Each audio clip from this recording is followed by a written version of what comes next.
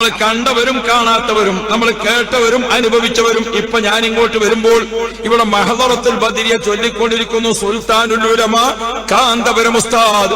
അല്ലാഹുവേ ആഫിയത്തുള്ള ദീർഘായുസ് നൽകണേ അല്ലാഹ്. 4100 യതീം കുട്ടികൾക്ക് ഓരോ ദിവസവും ഭക്ഷണം കൊടുക്കുന്ന ഒരു വാപ്പ നമ്മുടെ ഇന്ത്യൻ മണ്ണിൽ ജീവിച്ചിരിപ്പുണ്ടെങ്കിൽ അത് AP ഉസ്താദ് മാത്രമാണ്. 3000-ഓളം കുട്ടികൾ ഹോം കെയർ ഓർഫനേജിൽ ഇന്ത്യയുടെ വിവിധ സംസ്ഥാനങ്ങളിലായിട്ടുണ്ട്. ഗർഭിണിയാകുന്ന സമയത്ത് വാപ്പ മരിച്ചു, ആ വിധവയായ ഉമ്മ പ്രസവിച്ചു ഒരു ചോരപ്പൈതന്നെ. ആ ചോരപ്പൈതന്നെ അതാ ഉസ്താദ് ഏറ്റെടുക്കുന്നു. പ്രസവിച്ച് 4 മാസം കഴിഞ്ഞപ്പോൾ വാപ്പ അപകടത്തിൽ മരിച്ചു. ആ ചോരപ്പൈതന്നെ AP ഉസ്താദ് ഏറ്റെടുക്കുന്നു. അല്ലാ ഇങ്ങനെ ഏറ്റെടുത്തുകൊണ്ട് ഉസ്താദ് ഭക്ഷണം കൊടുക്കുന്ന കുട്ടികൾ 3000-ന് മുകളിലാണ്. മർക്കസ് നേരിട്ട് നടത്തുന്ന ആൺകുട്ടികളുടെ ഓർഫനേജും പെൺകുട്ടികളുടെ ഓർഫനേജും ആ 2 യതീംഖാനയിലായിട്ട് പ്രിയപ്പെട്ടവരെ 4000-ത്തിലധികം കുട്ടികളെ മൊത്തം ബഹുമാനപ്പെട്ട AP ഉസ്താദ് ഭക്ഷണം കൊടുക്കുന്നുണ്ട്. അവർക്കൊക്കെയുള്ള വാപ്പയാണ്. അതുകൊണ്ടാണ് അറബ് പത്രത്തിലെ പ്രമുഖ പത്രമായ അൽ ഇത്തിഹാദ് അബുൽ ഐതാം അനാഥ കുട്ടികളുടെ വാപ്പ എന്ന് AP ഉസ്താദിനെ വിളിച്ചത്. ആ ഉസ്താദ് പ്രിയപ്പെട്ടവരെ ഉസ്താദിന്റെ ഇന്നലകളെ കുറിച്ച് ഓർത്തു നോക്കൂ. എത്രയാണ് സമ്പാദ്യം? എത്രയാണ് സമ്പാദ്യം? മർക്കസിൽ ഏറ്റവും വൈകി ഉറങ്ങുന്ന ആള് AP ഉസ്താദാണ്. ഏറ്റവും നേരത്തെ എഴുന്നേൽക്കുന്ന ആളും AP ഉസ്താദാണ്. അല്ലാഹു ദീർഘായുസ് കൊടുക്കും.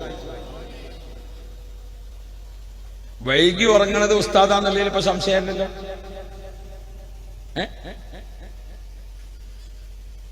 ഉസ്താദ് എല്ലാ രാത്രിയും വഴലും പ്രസംഗമൊക്കെ കഴിഞ്ഞ് മർക്കസിലെത്തുമ്പോ 2 മണി 3 മണി 1:30 മണി.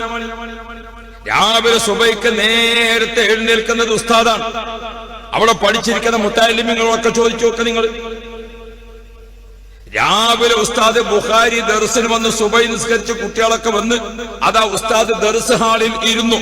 മൈക്കിലാണ് ഉസ്താദിന്റെ ദർസ്. എന്തേ മൈക്കിൽ ദർസായത്? അത്രയും ആലിമീങ്ങൾ ദർസ് കേൾക്കാനിരിക്കുകയാണ്. ഇപ്പൊ അത് നെറ്റ് സൗകര്യത്തിൽ കൊടുത്ത് യൂട്യൂബിലൊക്കെ ഉസ്താദിന്റെ ദർസുണ്ട്. എന്തേ? ഉസ്താദിന്റെ ബുഖാരി ദർസ് അറബിയിൽ ഹദീസ് വായിച്ചിട്ട് അറബിയിൽ തന്നെയാണ് അർത്ഥം പറയുന്നത്. അറബിയിൽ തന്നെയാണ് അർത്ഥം പറയുന്നത്. എന്തുകൊണ്ട്? അറബ് ലോകത്തൊക്കെയുള്ള പണ്ഡിതന്മാർ ഉസ്താദിന്റെ ദർസ് ശ്രദ്ധിക്കുന്നുണ്ട്.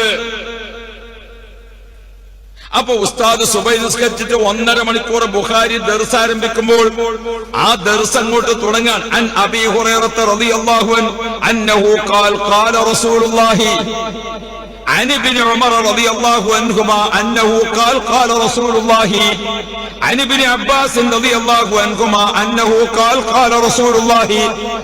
ആ ഒരൊറ്റ ബുഖാരി ദർസ് തീരുമ്പോഴേക്ക് റസൂലുള്ളാഹിന്റെ പേര് എത്ര പ്രാവശ്യമാണ് പറയുന്നത്?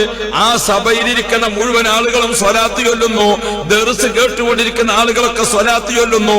ലോകത്തിന്റെ വിവിധ ഭാഗങ്ങളിൽ നിന്ന് ആയിരക്കണക്കിന് ആളുകളെ കൊണ്ട് രാവിലെ ഉസ്താദ് സ്വലാത്ത് ചൊല്ലിപ്പിച്ചിട്ട് രാവിലെ സുബൈക്ക് എഴുന്നേറ്റ് സൂര്യൻ ഉദിച്ച് ഉയർന്ന് ദുഹാ സമയം ആകുന്നതിന് മുമ്പ് തന്നെ ഉസ്താദിന്റെ നാവുകൊണ്ട് മുത്തനബിന്റെ പേര് പറഞ്ഞിട്ട് ആയിരക്കണക്കിന് സ്വലാത്ത് അല്ലാ അല്ലാ ഇലാ ഹദറത്ത് റസൂലില്ലാഹി, മുത്തനബിന്റെ ഹദറത്തിലേക്ക് ലക്ഷക്കണക്കിന് സ്വലാത്ത് ദിവസവും എത്തിച്ചു കൊടുക്കുന്ന ബഹുമാനപ്പെട്ട ശൈഖുനാ കാന്തപുരം ഉസ്താദ്.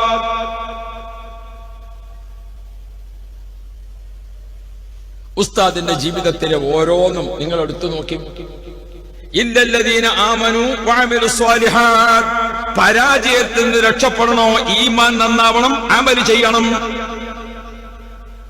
ഈമാൻ നന്നാവണം, അമൽ ചെയ്യണം.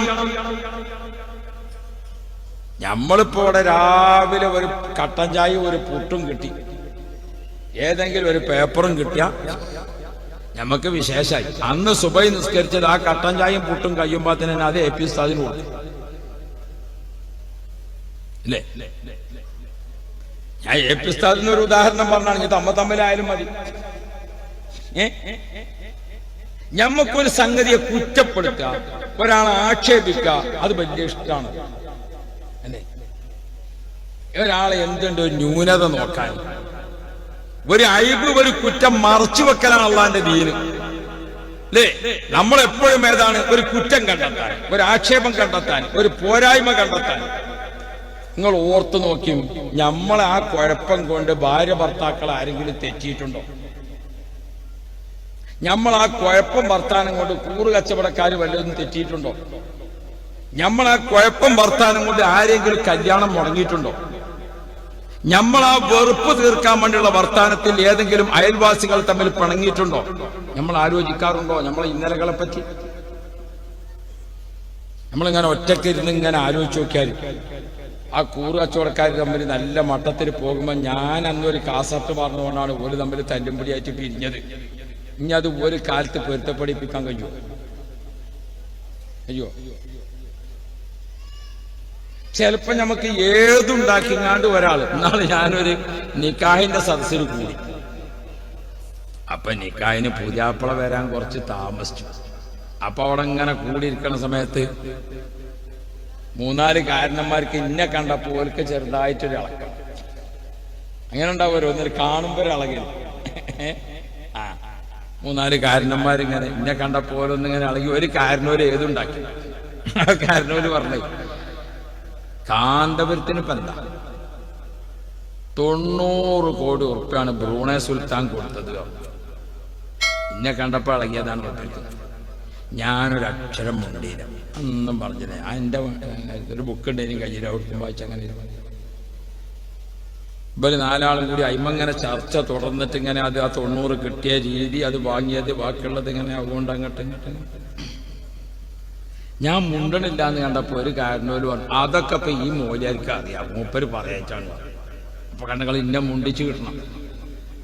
ചില ആളുകൾക്ക് അങ്ങനെയാണ്. നമ്മളെടുത്ത് വന്നുങ്ങാട് ഒരു ഉസ്താദെ ഈബത്താവുന്ന എഴുതിയിട്ടാണ് ഞാൻ മുണ്ടാത്തത് എന്ന് പറഞ്ഞുങ്ങാട് പിന്നെ പറയുന്നതൊക്കെ ഈബത്തേക്കാണ്. അതെന്തിനാ നിങ്ങൾ നമ്മളെയും കൂടി അയക്ക് ഏതുണ്ടാക്കാനാണ് ആദ്യം മുൻകൂർ ജാമ്യം എടുക്കുന്നത്?